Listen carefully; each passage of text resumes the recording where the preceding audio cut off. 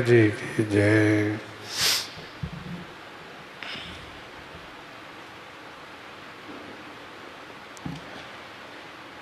गोस्वामी जी महाराज पूर्व प्रसंग में वर्णन किए, रावण ने मंदोदरी को यह कहते हुए हृदय से लगाया कि देवी, जिस दशानन के डर से लोकपाल दिग्पाल कांपते हैं, उसकी नारी बानर और मनुष्य से डर गई हो, यह सुनने से लोगों को बड़ी हंसी होगी, लोगों में बड़ी हंसी आएगी, अर्थात लोग आपका उपहास करेंगे, बहुत मजाक उड़ाएंगे।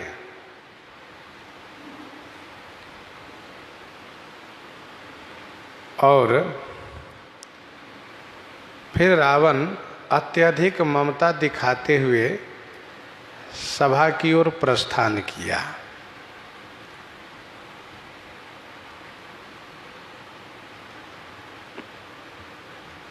मंदोदरी की बात को नहीं मानना है, इसीलिए हंसते हुए उससे हृदय से लगाया, जिससे कि इनको ऐसा न लगे कि मेरे स्वामी मेरी बात को नहीं मानते हैं। रावण के हृदय में अहंता ममता बहुत बढ़ी हुई है। मंदोदरी को हृदय से लगा करके समझा करके सभा में जाने का मतलब भी है कि उसके हृदय में बड़ी ममता है मंदोदरी के प्रति। रावण सभा की ओर जाता है। गोस्वामी जी कहते हैं कि मंदोदरी हृदय कर चिंता, भयउ कंत पर विधि विपरीता।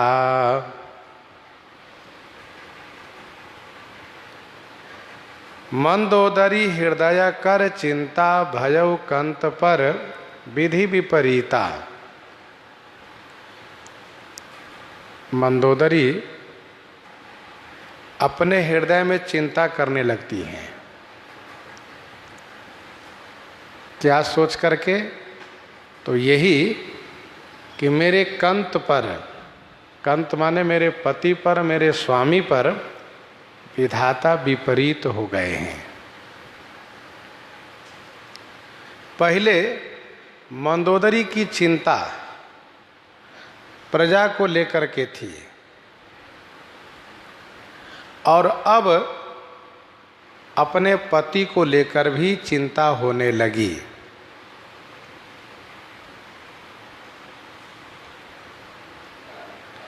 मंदोदरी पहले सोच रही थी कि प्रजा का बचाव कैसे हो। इस संदर्भ में अपने स्वामी से बात कर रही थी, परंतु अब इस बात को सोच इनको हो गया है कि जब मेरे पति ही बात नहीं मानते हैं, जब इन्हीं का मरण निश्चय हो रहा है, तो फिर प्रजाजन का बचाव कैसे होगा। इसलिए इनके मन में चिंता हो गई। आगे गोस्वामी जी ने लिखा भी, अस कहि नयन नीर भरी, गहिपद कंपित गात, नाथ भजहु रघुनाथ ही अचल होई अही बात। इन्हें अपने अहिबात की चिंता हो गई है, अब सुहाग की चिंता हो गई है। अर्थात प्रजाजन तो मारे जाएंगे ही, साथ साथ मेरे पति भी मारे जाएंगे।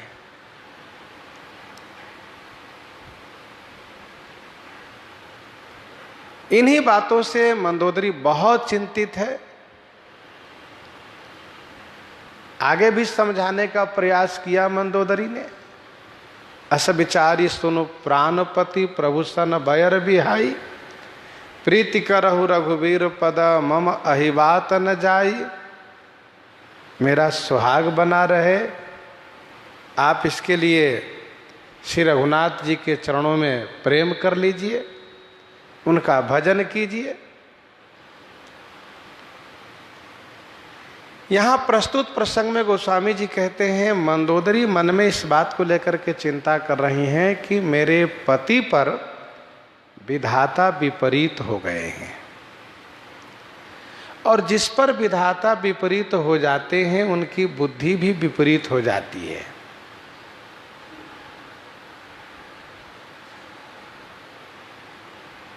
काल दंड गहि काहू न मारा, हरई धर्म बल बुद्धि विचारा, निकट काल जेहि आवत साई, तेहि भ्रम होई तुम्हारे ही नाई। वह भ्रमित हो जाता है और वह बात नहीं मानता है।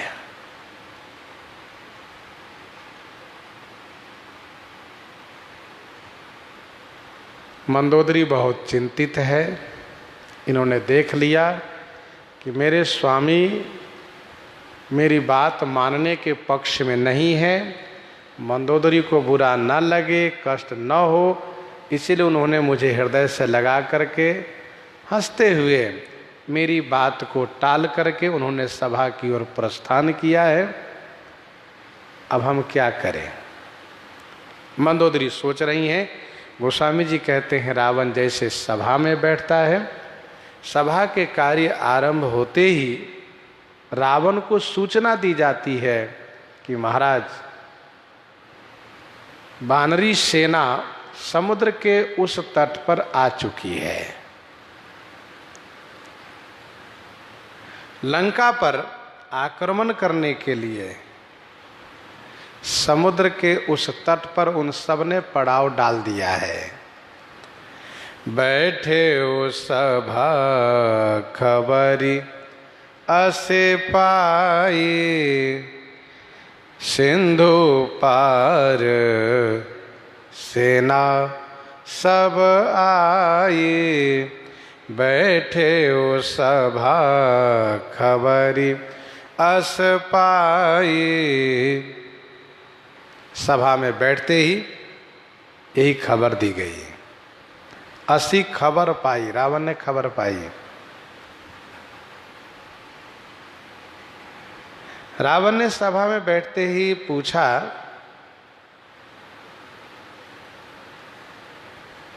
पहले जो दूत लोग हैं, गुप्तचर हैं, वह अपनी बात रखें।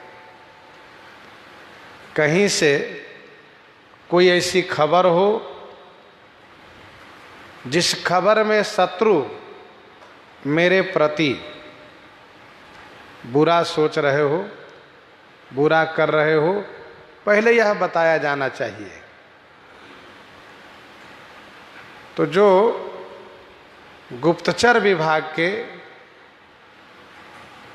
अध्यक्ष है, जो इस सभा में गुप्तचर की बात को कहते हैं, उन्होंने कहा, महाराज, हमारे गुप्तचरों से ऐसी सूचना मिली है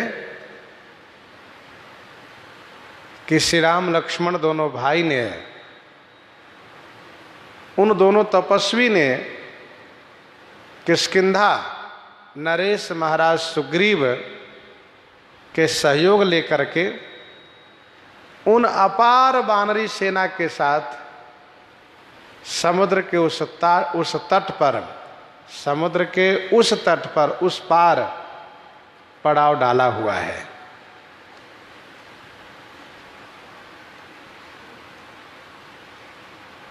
सिंधु पार सेना सब आई। यह खबर रावण को दी गई।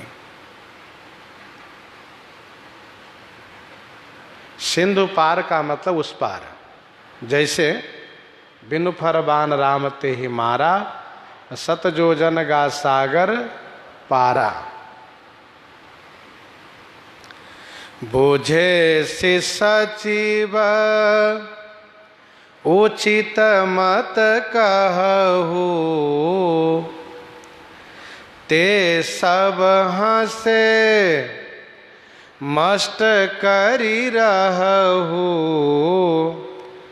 बूझे सि सचिव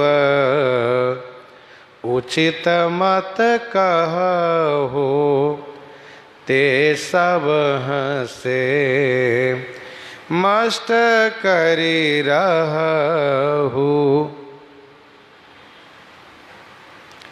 बूझे सि सचिव, सचिव माने मंत्री से, बूझे सी माने पूछा।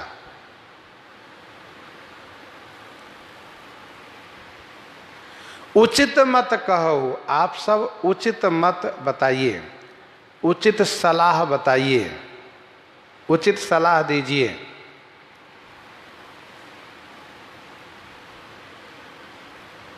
ते सब हंसे, उन सब मंत्रियों ने पहले ठहाका मार के हंसना शुरू किया।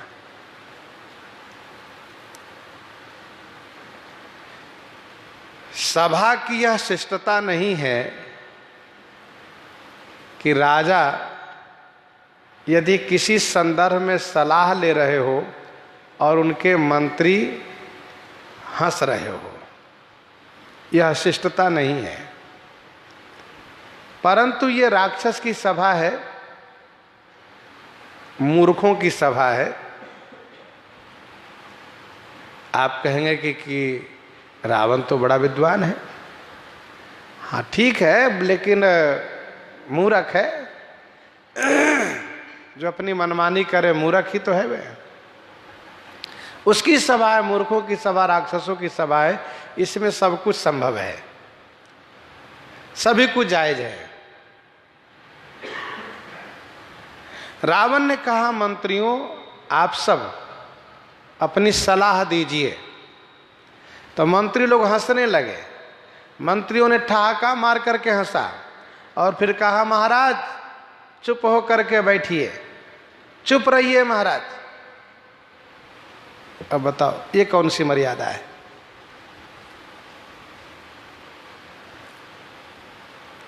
श्रीमद् वाल्मीकि रामायण के अनुसार जो इनके मंत्रीगण प्रमुख हैं, माल्यवंत है, परहस्त है, दुर्मुख है, वज्रदृष्ट है, वज्रहनु है, निकुंभ है, ये सब इनके प्रमुख मंत्रीगण हैं।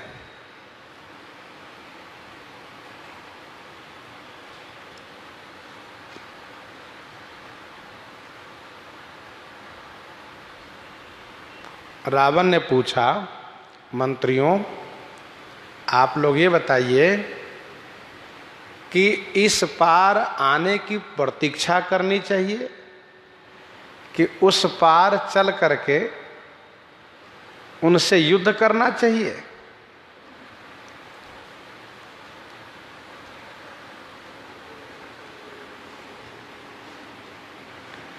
रावण ने ये नहीं पूछा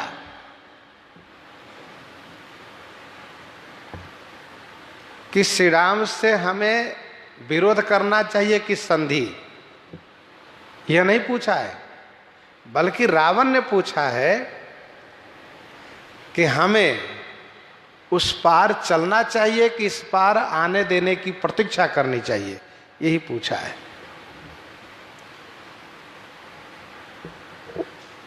रावण के मंत्री लोग जानते हैं कि महाराज से संधि की बात नहीं कही जा सकती है, संधि करने वाली बात महाराज को स्वीकार नहीं होती है, इसलिए वे सब संधि की बात नहीं करते हैं। रावण ने पूछा हमें क्या करना चाहिए, तो उन सब ने हंस करके रावण के इस बात को निरादर किया है। जैसे रावण ने मंदोदरी की बात पर हंस करके उनकी बात को निरादर किया था, वैसे ही रावण की बात को हंसी में मंत्रियों ने उड़ा दिया। रावण की बात पर मंत्रियों ने हंस करके उसे निरादर किया। कोई व्यक्ति यदि अच्छी बात सुनकर के उसे हंसी में उड़ा देता है, उस बात को लेकर के उपहास करता है, तो उसकी बात को सुनकर भी और लोग हंसी में उड़ा देते हैं और उनका उपहास करते हैं। यह नियम है। यदि आप किसी और को हंसोगे तो आप भी हंसी सुनने के लिए तैयार रहो। आपको भी हंसी सुनने के लिए तैयार रहना चाहिए। मंत्रियों ने कहा, महाराज मस्ट करी रहू। मस्ट करू रहू का मतलब चुप होकर के बैठिए, चुप होकर के बैठे रहिए, ये इसका अर्थ है। मस्ट का अर्थ होता है चुप रहना। मस्ट करहु अनुचित भल नाही। बोलत लखन ही जनक डेराही, मस्ट करहु अनुचित भल नाही। जीते हो सुरासुर तब श्रम नाही। जीते हो सुरासुर तब श्रम नाही।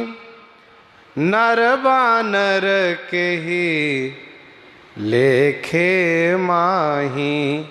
नर बानर के ही लेखे माही। जीते हो सुरासुर तब श्रम नाही। नर बानर के ही लेखे माही। सुर असुर जीते हो तब श्रम नाही। सुर असुर को तुमने जीता तब श्रम नाही, तब श्रम नहीं हुआ। नर बानर के ही लेखे माही। ये नर और वानर के ही लेखे माही। के ही लेखे माही का मतलब किस गिनती में है ये? महाराज, जब आपको विचार करना चाहिए था तब तो आपने विचार करना उचित नहीं समझा। सुर को जीतने में, असुर को जीतने में विचार करना अनिवार्य था, तब तो आपने आवश्यक नहीं समझा विचार करना। और ये नर बानर, जबकि ये हम सब असुरों के आहार हैं, भोजन हैं, अब इनको लेकर के आप विचार कर रहे हैं, हम समझते हैं कि ये उचित नहीं है। नर बानर के लेखे माई। नर और बानर किस लेखे माने, किस गिनती में है? ये है ही क्या? इनके लिए तो महाराज आप जब कहिए तब हम सब असुर लोग जाकर के खा जाएं और आपको चिंता से मुक्त कर दें। आप केवल आदेश तो करिए, आप इनसे लड़ने की बात क्यों करते हैं? जीते हो सुरासुर तब श्रम नाही। तब आप नहीं थके थे। देखी विकट भट बड़ी कटकाई। जक्ष जीव लय गयऊ पराई। एक बार कुबेर पर धावा। पुष्पक जान जीत लई आवा। रावण आवत सुनो सकोहा। देवन तके मेरु गिरि खोहा।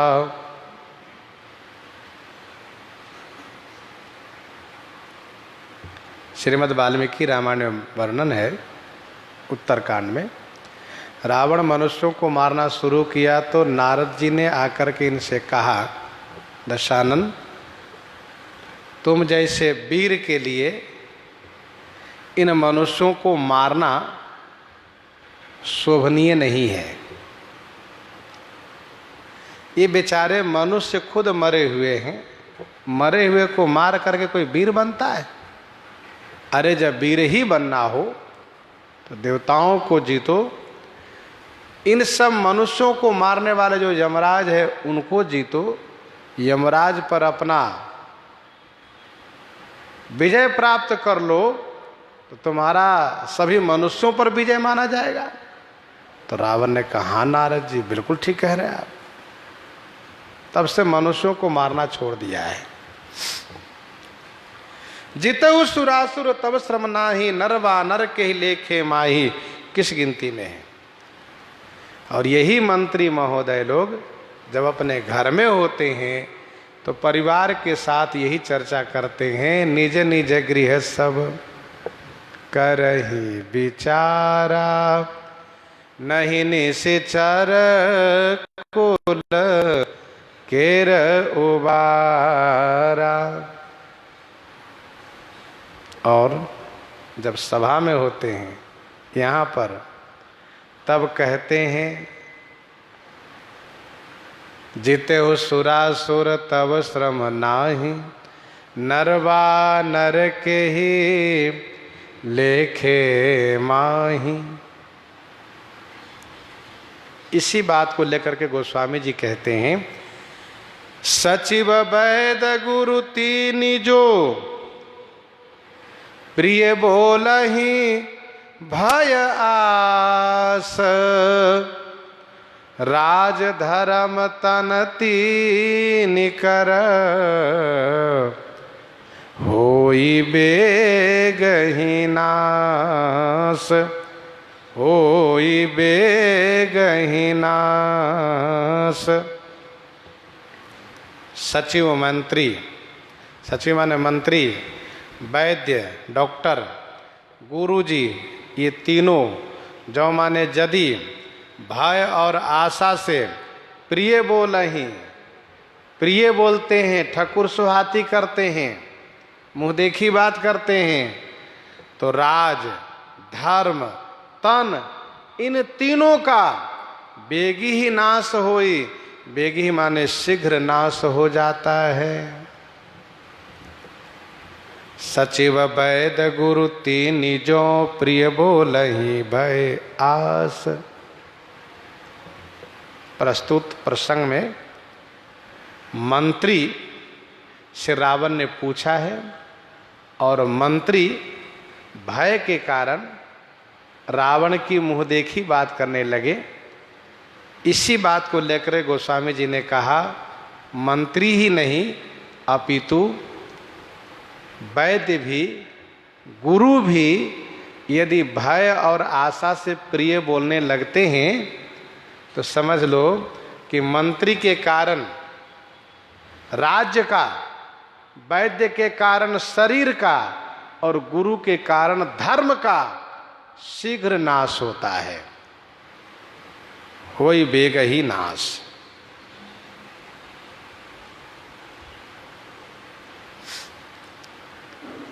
इस दोहे में क्रम भंग किया जा रहा है। सचिव वैद गुरु तीनि जो, और आगे कहा जा रहा है राज धर्म तन। पाठ कर्माद अर्थ कर्मो बलियान की दृष्टि से अर्थ लगाना चाहिए कि सचिव वैद गुरु तीन जो, प्रिय बोलहि है भय आस, तो राज तन और धर्म तीन कर होई बेग ही नाश, ऐसा अर्थ करना चाहिए। यदि कोई कहता हो कि गोस्वामी जी ने मानस जी में इस प्रकार से क्रम भंग क्यों किया, जबकि उन्होंने दोहावली में यथा कर्मालंकार ही लिखा। 524 दोहावली में मंत्री गुरु और वैद्य जेव, मंत्री गुरु और वैद्य जो, प्रिय बोलहि भय आस। शुरू में ही क्रम रख दिया गया, मंत्री गुरु और वैद्य जो, प्रिय बोलहि भय आस, राज धर्म तन तीनि कर होई बेग ही नाश। मंत्री गुरु और वैद्य जो, दुआवली में 524 में। तो जब दोहावली में इस प्रकार से यथा कर्मालंकार लिखा है, तो यहाँ पर मानस में कर्म भंग मानसकार ने क्यों किया? तो इसका उत्तर यह है कि गोस्वामी श्री तुलसीदास जी महाराज ने जानबूझ करके मानस जी में कर्म भंग किया है। क्यों? इसलिए कि रावण के सब विपरीत है, रावण के सब विपरीत है, मंत्री भी, गुरु भी, वैद्य भी। इसलिए गोस्वामी जी ने कर्म भंग करके दर्शाया कि पाठ करोगे तो जरा समझोगे कि भाई गोस्वामी जी ने कर्म भंग क्यों किया, तो विचार करोगे रुक करके। भाई पढ़ने वाले जो कोविद होते हैं, विद्वान पंडित, वे शब्द की रचना पर ध्यान देते हैं कि आखिर कवि ने यहाँ पर अमुक शब्द को क्यों रखा, ऐसा भी रख सकते थे, ऐसा क्यों नहीं किया। तो जब वे समझते हैं तो वे पंडित बड़े आनंदित हो जाते हैं कि अरे वाह, ये तो कवि के शब्दों का चमत्कार है। हाँ, सचिव वैद गुरु तीन जो प्रिय बोलहि भय आस। रावण के तीनों विपरीत है।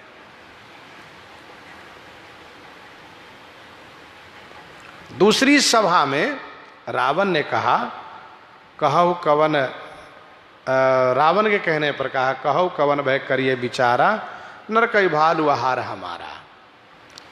मंत्री ने कहा, रावण के पूछने पर, दूसरी सभा में रावण के पूछने पर क्या करना चाहिए, तो मंत्री ने फिर से कहा, कहु कवन भय करिए बिचारा, नर कई भालु आहार हमारा।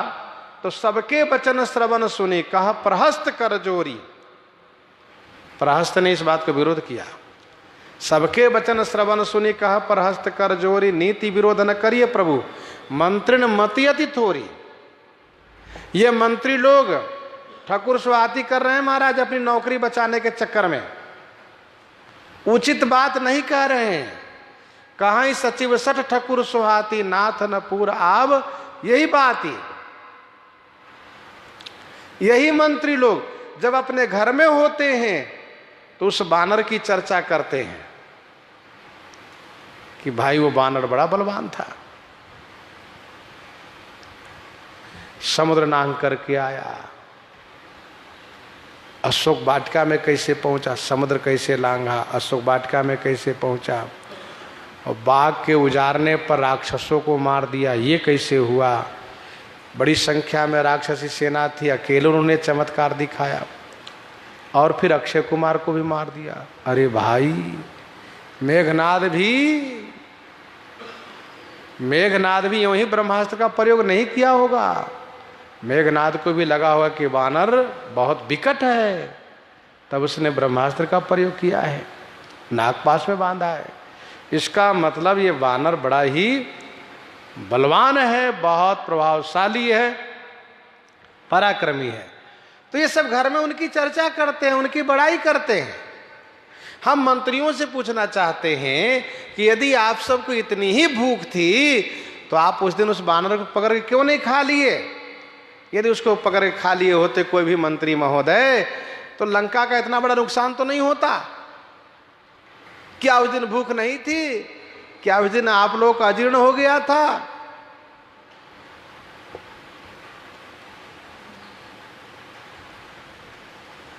सुनने में तो बड़ा अच्छा लगता है, लेकिन परिणाम बहुत बुरा होगा। यही चर्चा मंत्री लोग करते हैं।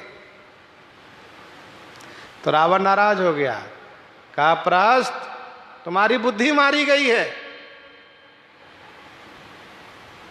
अरे तू मेरा बेटा है, तू मेरे जैसी बात नहीं करता है, शत्रु वाली बात करता है। तुम्हारे पास ऐसी बुद्धि आई कहां से? किसने तुम्हें ऐसी बुद्धि सिखा दी? तू तो बांस के मूल के घमोई पैदा हुआ रे बेटा। इस प्रकार से बहुत उल्टा सीधा कह करके रावण ने डांटा। तो प्रहस्त ने कहा, नहीं नहीं पिताजी, सत्य तो ये है कि हम तो अपने बाप जैसे ही हैं, लेकिन आप अपने बाप जैसे नहीं हो। ऐसा कह करके वे चलते भय सभा से। कहने का भाव यह है कि मंत्री लोग ठाकुर सुहाती करते हैं, भय और आशा से प्रिय बोल रहे हैं। भय क्या है? यदि हम महाराज के विपरीत बात करेंगे तो मंत्री पद से हटा दिए जाएंगे, तो क्या जरूरत है हित की बात करने के लिए? अच्छी बात करने की क्या आवश्यकता है जब हम हटाई दिए जाएंगे मंत्री पद से? तो जो होगा होगा, हम मंत्री पद पर बने रहें। आशा लगी है कि हमें वो मंत्री पद का मान सम्मान मिलता रहे, इसलिए मंत्री प्रिय बोलते हैं।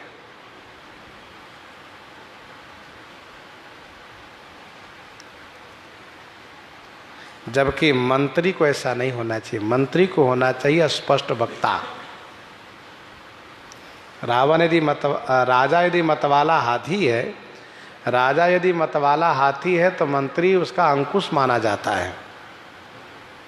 लेकिन मंत्री को निर्भीक होना चाहिए, स्पष्ट वक्ता होना चाहिए, नीति का ज्ञाता होना चाहिए, नीति के ज्ञाता होना चाहिए और नीति की बात ही कहनी चाहिए उनको। ये मंत्री का कर्तव्य है।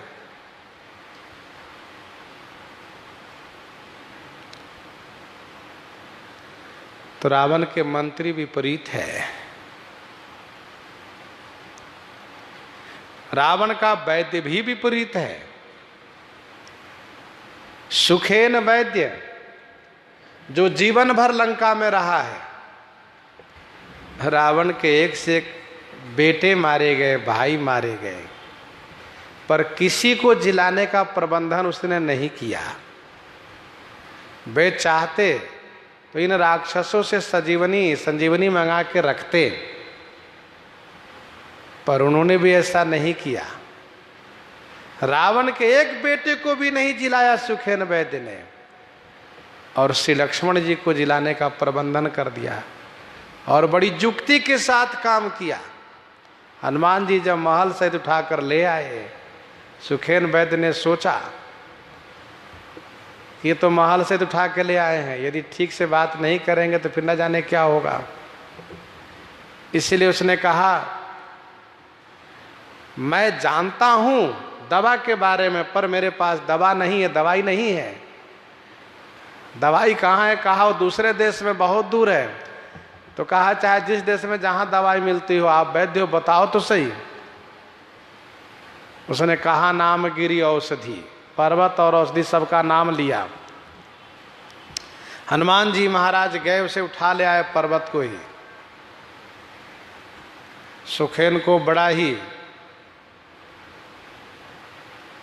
आनंद आया और उसने सोचा कि यदि रावण हमसे पूछेंगे कि तुमने तो मेरे लिए ऐसा कुछ नहीं किया, तो मैं कहूँगा इतना जल्दी, इतनी शीघ्रता में आप में से कोई है जो पहाड़ उठा कर ले आवे? बहाना मिल गया। तो कहना यह है कि रावण के मंत्री रावण के खिलाफ है, तो रावण के वैद्य भी रावण के खिलाफ है। और जहां तक गुरु जी की बात रही, गुरु जी इनके शंकर भगवान हैं, और गुरु जी का धर्म होता है कि उचित शिक्षा दे। मंत्री के ईमानदार होने से, निर्भय होने से राज्य सुरक्षित रहता है। वैद्य को निष्पक्ष और निर्भय रहने से शरीर की सुरक्षा होती है। और जो वैद्य रोगी से डर जाते हो कि ये बड़े धनवान रोगी है, यदि इनके मन का हम नहीं करेंगे तो फिर हम सुखी कैसे रहेंगे, धन कैसे पाएंगे? तो इस भय से, अथवा ये रोगी बहुत बाहुबली है, यदि ये रोगी कह रहा है कि मुझे इसी समय में मेरे अनुकूल भोजन की व्यवस्था कराओ वैद्य जी, और अपने वैद्यक शास्त्र के अनुसार प्रमाणित करा दो, तो वैद्य बेचारे डर के मारे कह देते हैं हाँ बिल्कुल सही बात है, आप अमुक चीज़ खा सकते हैं। और भय के कारण, आशा के कारण रोगी के मुंह देखी बात कर देते हैं, उनको कुपथ दे देते हैं। तो परिणाम ये होगा कि उनका रोग बढ़ेगा, उसकी मृत्यु हो जाएगी। और गुरुजी यदि भय करते हो, यदि मैं इनको उचित बात कहूँगा तो ये नाराज हो जाएगा, चला जाएगा, इत्यादि सोच करके उनको निर्भयता पूर्वक शिक्षा न देते हो तो उसके धर्म का नाश होता है।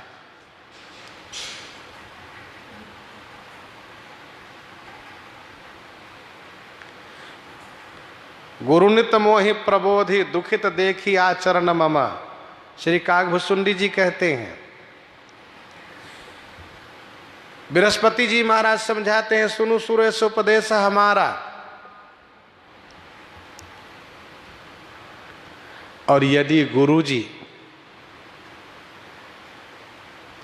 इस भय से कि चेले को नाराज नहीं करना है, तो फिर उनके लिए तो यह जो युक्ति है वह सार्थक हो जाएगी। लोभी गुरु लालची चेला। गुरु जी भी लोभी और चेला भी लालची, तो परिणाम क्या होगा? घोर नरक में ठेलम ठेला। इसीलिए गुरु निर्लोभी चाहिए, गुरु निर्लोभी चाहिए। शिष्य न छाड़े प्रीति, स्वार्थ छाड़े हरि मिले, यही भजन की रीति।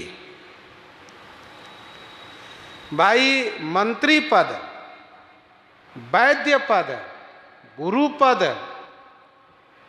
बहुत जिम्मेदारी का पद है।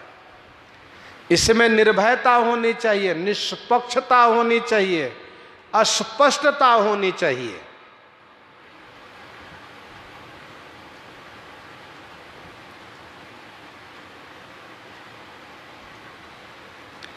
रावण के गुरु जी हैं शंकर भगवान। वे भी कभी ये नहीं कहते रावण तुम श्री राम जी से विरोध मत करो, अन्यथा तुम समाप्त हो जाओगे। विनय पत्रिका 216 में गोस्वामी जी ने लिखा, शंभु सेवक जान जग बहुबार दिए 10 शीस। शंभु सेवक जान जग बहुबार दिए 10 शीस, करत राम विरोध सो सपनेहु न हटक्यो ईश। स्वप्न भी मना नहीं किया भगवान शिव ने। और ऐसा नहीं कि भगवान शिव लंका में आते नहीं थे, सो भी नहीं है। कवितावली उत्तरकांड के 2 पद में गोस्वामी जी ने लिखा, वेद पढ़े विधि शंभु सभीत, पुजावन रावण सोनित आवे। भगवान शिव नित्य लंका में आते हैं। रावण ने कह रखा है, गुरुजी, हाँ चेला, गुरुजी आप समय से रोज आ जाया करिएगा, आपके चेला पूजा के लिए जब तैयार हो जाए तो। अच्छा चेला ये बताओ कितने बजे तैयार हो जाओगे? गुरुजी मान लीजिए थोड़ी बहुत देरी भी हो जाए, लेकिन आप अपने समय से आ जाया करिएगा। अच्छा ठीक है बच्चा, समय से हम आ जाएंगे। तो वेद पढ़े विधि शंभु सभीत, दोनों सभीत रहते हैं। तो क्या ब्रह्मा जी और शंकर जी रावण से हमेशा डरते थे? तो एक संत ने कहा नहीं नहीं, वे डरते नहीं थे, फिर वे इस बात को लेकर के डरते थे, रावण से नहीं डरते थे, बल्कि इस बात को लेकर के डरते थे कि रावण यदि ब्रह्मलोक आवेगा, रावण यदि कैलाश आवेगा तो रास्ते में बहुतों को नुकसान पहुंचाएगा, उत्पात करेगा।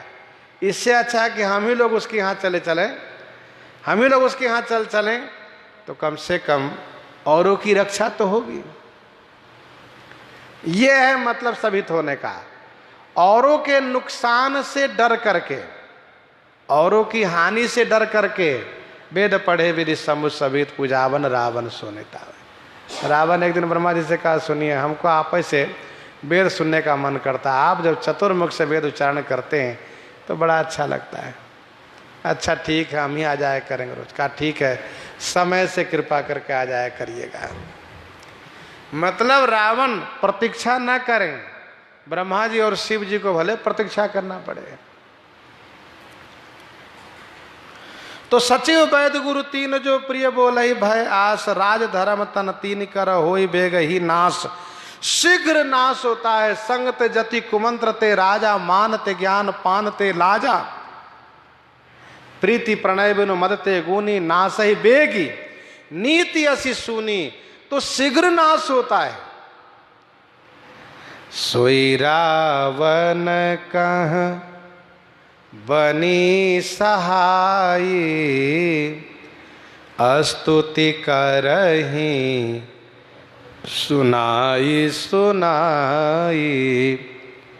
सोई रावण कहाँ बनी सहाई, स्तुति करही सुनाई सुनाई। सोई रावण कहाँ बनी सहाई। सोई माने वही बातें रावण के लिए सहायक बन गई है। मंत्री लोग सुनाई सुनाई स्तुति कर रही, मंत्री लोग रावण को सुना सुना करके स्तुति करते हैं। सोई रावण कहाँ बनी सहाई, स्तुति करही सुनाई सुनाई।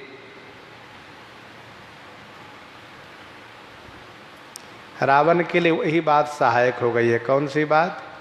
मंत्री गुरु अरु वैर जो प्रिय बोले ही भयास, राज धर्म तन तीन कर होई बेगही नाश। यहाँ वही बात हो गई है कि कोई गड्ढा में गिर रहा हो तो उसके सहयोगी उसका मित्र पीछे से और धक्का दे रहे हो, हाँ ठीक है और आगे बढ़िए, धक्का दे रहा हो, चलिए रास्ता बढ़िया है।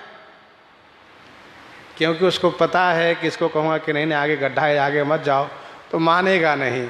जब नहीं मानेगा तो फिर गिरो, लो हम भी सहयोग कर देते हैं। मरे हो को मारना, गिरते हो गिराना। सोई रावण कहा बनी सहाई, स्तुति करे सुनाई सुनाई। तुलसी जसी भवतव्यता तैसी मिलई सहाय, आपुन आवई ताहि पही ताहि तहाँ लई जाए। सुना सुना करके स्तुति करते हैं। घर में डर के मारे सोते नहीं हैं, ठीक से खाते नहीं हैं, और सभा में आकर के बड़ी बड़ी बातें करते हैं, गाल बजाते हैं, डिंग मारते हैं। घर में होते हैं तो कहते हैं जास दूत बरन ने जाई, तेही आए पुर कवनि भलाई। सभा में होते हैं तो कहते हैं महाराज कहो कवन भय करिए विचारा, नरक भी भालू आहार हमारा। अवसर जावा भ्राता चरण, शीसते ही नावा। अवसर जान विभीषण आवा, अवसर जान करके विभीषण जी आए। भ्राता चरण शीसते ही नावा, भ्राता के चरण में उन्होंने सिर नवाया, प्रणाम किया। विभीषण जी महाराज अवसर से ही आते हैं। ऐसा नहीं और मंत्रियों की तरह और सभासदों की तरह रावण के आने के पहले से ही सभा में बैठे हो, ऐसा विभीषण जी नहीं करते। विभीषण जी अपने समय से आते हैं जब उनको ऐसा लगता है कि अब मेरी आवश्यकता हो सकती है। क्योंकि सभा में एक नियम होता है अमुक क्रम से पूछा जाना, तो विभीषण जी उसी बात को ध्यान में रखते हुए समय से आते हैं और सभा में आकर के विराजित होते हैं। और यदि रावण ने कुछ पूछा तो अपनी जथामति विचार को रखते हैं, और यदि आवश्यकता नहीं हुई तो फिर से विभीषण जी प्रणाम करके चले जाते हैं। सोचते हैं यहाँ बैठने से अच्छा है घर में राम राम करें। सभा में आना अनिवार्य इसलिए चले आते हैं, लेकिन ज़्यादा समय नहीं देते हैं। जब आवश्यकता हो तभी रुकते ना तो चले जाते हैं। क्योंकि सभा के जितने लोग हैं उन सब की प्रकृति से विभीषण जी की प्रकृति भिन्न है। उन सब के रहन सहन से इनका रहन सहन अलग है। वह सब हैं बुरे विचार के लोग, विभीषण जी अच्छे विचार के लोग हैं, तो इसीलिए विचारों में मेल नहीं खाता है। लेकिन रावण के भाई होने के नाते सभा में इनका सम्मान है, आते हैं और चले जाते हैं। अवसर जाने विभीषण आवा।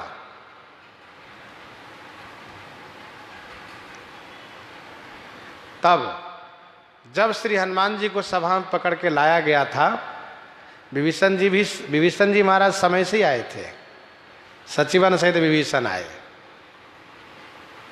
वैसे यहां पर अवसर जाने विभीषण आवा। विभीषण जी को पता लग गया कि आज सभा में महाराज मंत्रियों से विचार कर रहे हैं कि शत्रुओं को, यानी शत्रु दल को इस पार आने देना चाहिए कि उस पार चल करके मारना चाहिए। तो बढ़िया अवसर है, महाराज शत्रु के संदर्भ में विचार कर रहे हैं, तो मेरा भी कर्तव्य बनता है कि मैं अपना विचार रखूं। इसलिए अवसर जाने विभीषण आवा और भ्राता चरण शीश तहि नावा। विभीषण जी महाराज सज्जन है, मर्यादा को ध्यान में रखते हुए आए और महाराज रावण को अपने भ्राता के चरण में प्रणाम वंदन प्रणाम किए। और जब रावण का आदेश हुआ तो सिर नवा करके प्रणाम सबको करके सभा में अपने आसन पर विराजित हो गए।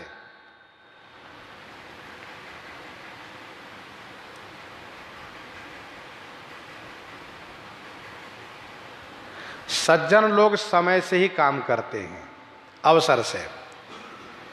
दोहावली 344 में गोस्वामी जी ने लिखा, अवसर कौड़ी जो चुके, अवसर कौड़ी जो चुके, बहुरी दिए का लाख। अवसर कौड़ी जो चुके, बहुरी दिए का लाख। दुई जन चंदा देखिए, उदय कहाँ भरी पाख। दुई जन चंदा देखिए, उदय कहाँ भरी पाख। यदि शुक्ल पक्ष के द्वितीया के चंद्रमा को दर्शन नहीं किए तो फिर पूरे पखवाड़ा चंद्रमा को देखने से कोई लाभ नहीं है। कहना यह है कि समय से यदि काम नहीं किए तो फिर बिना समय के काम करने से कोई मतलब नहीं होता है। यदि समय पर कौड़ी से काम बन जा रहा हो तो बाद में लाखों रुपये देने से काम नहीं बनता है। दुई जन चंदा देखिए, उदय कहाँ भरी पाक। वहीं दोहावली में गोस्वामी जी ने लिखा 448 में, समरथ कहूँ न राम सो तिये हरन अपराध। समरथ कहूँ न राम सो तिये हरन अपराध। समय साधे काज सब, समय सराहि साधु।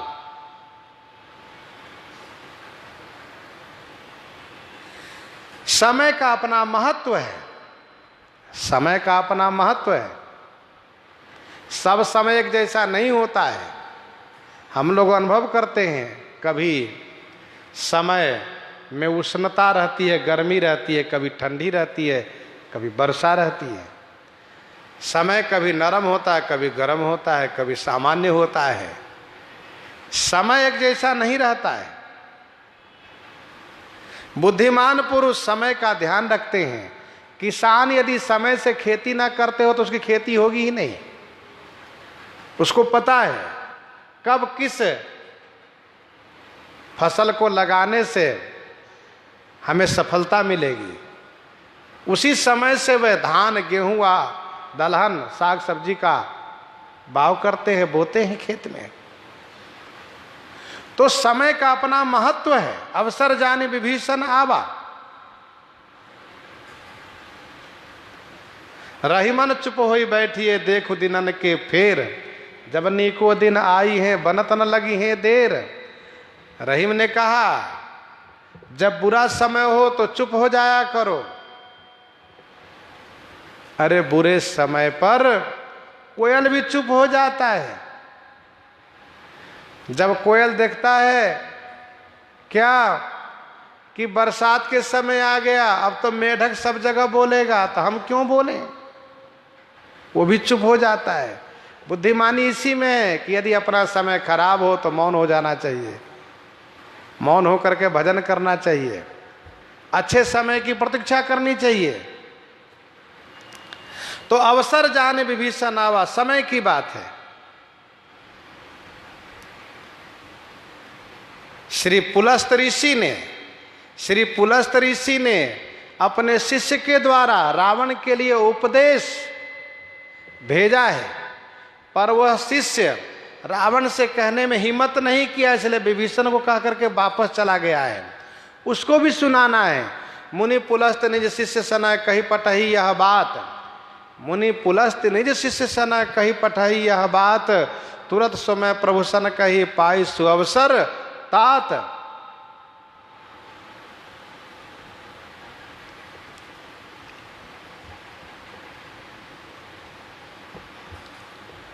तो समय से बात कहनी चाहिए। जैसे सबके वचन श्रवण सुनी कह परहस्त कर जोरी, नीति विरोध न करिए प्रभु मंत्र न मति अति थोरी।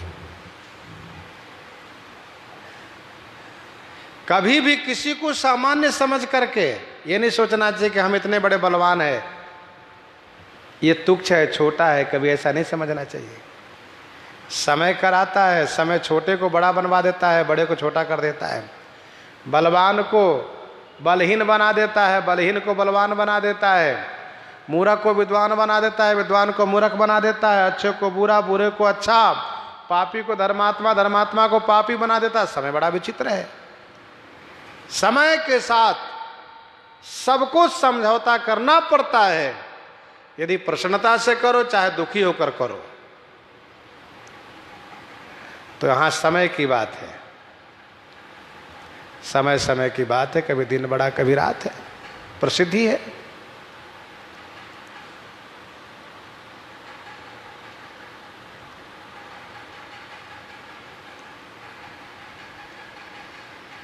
श्री विभीषण जी यथा समय आते हैं, क्योंकि सोचते हैं जब तक बच जाए तब तक अच्छा इन दुष्टों से।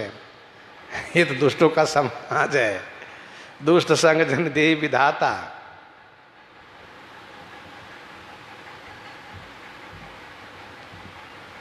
भ्राता चरण शीश ते ही नावा, भ्राता को पितावत मान करके विभीषण जी ने प्रणाम किया है। आगे कहेंगे तुम पितु सरिस भले ही मोहि मारा। बड़े भाई पिता तुल्य होते भी हैं, तात तुम्हार मातु वैदेही, पिता राम सब भांति सने।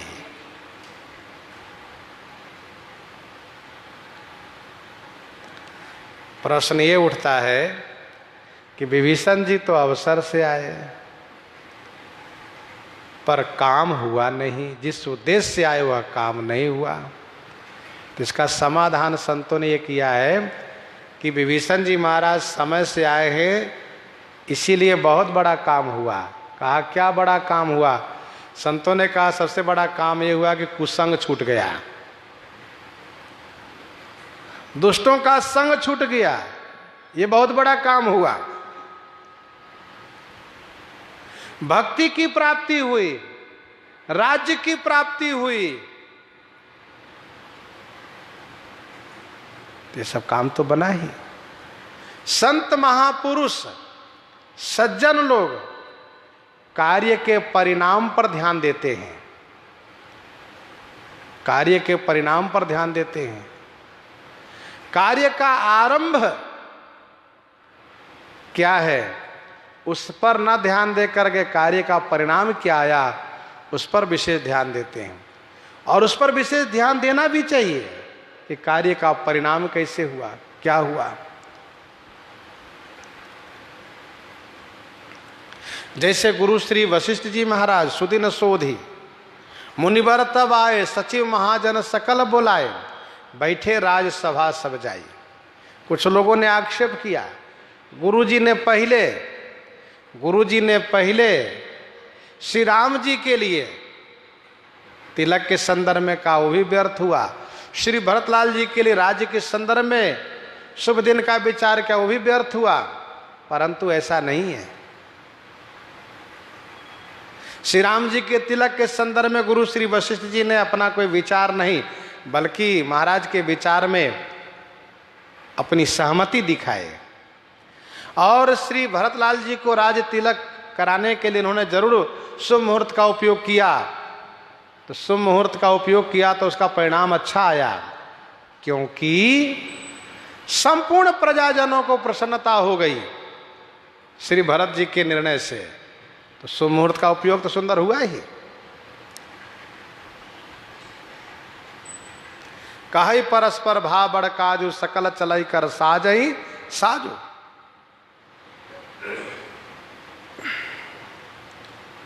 वैसे यहां भी श्री विभीषण जी महाराज अवसर से आए हैं, तो अवसर का सदुपयोग हुआ है।